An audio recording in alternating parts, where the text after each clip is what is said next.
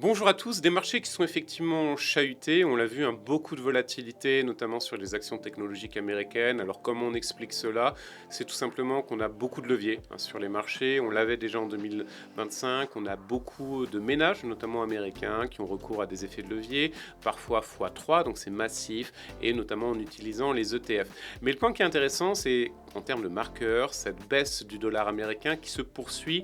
On a eu le dollar index qui a atteint un point bas depuis 4 ans. Bien évidemment, l'euro-dollar qui a augmenté et qui a atteint les 1,20, qui était pourtant une cible plutôt du consensus au deuxième trimestre. Ce mouvement de baisse du dollar, c'est un des éléments, en tout cas aujourd'hui, qui met en avant le fait qu'on a une bonne performance des marchés émergents. Si on regarde aujourd'hui, à l'instant T, quasiment tous les marchés émergents sont sur des hausses extrêmement importantes. Prenons l'exemple du Bovespa brésilien, on est sur une hausse de plus de 13% depuis le début de l'année, plus 46% en l'espace d'un an, des flux entrants de la part des investisseurs, on n'est plus uniquement sur des flux domestiques, mais des flux d'investisseurs étrangers qui sont aussi à des niveaux records. Si on regarde sur le mois de janvier, toujours dans notre exemple du marché action brésilien, on a eu plus de 2,3 milliards de dollars de flux entrants sur le marché action brésilien de la part des investisseurs étrangers.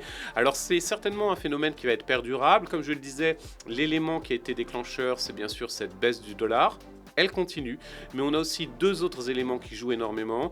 Des niveaux de valorisation qui sont comparativement par rapport aux actions développées extrêmement attrayants dans les marchés émergents. Et également, bien sûr, cette dynamique de flux. Alors le point qu'il faut bien sûr garder en tête, c'est sur les marchés émergents, on n'est jamais sur une tendance qui va être linéaire pendant 5 ou 10 ans. Il faut être très clair à cet égard.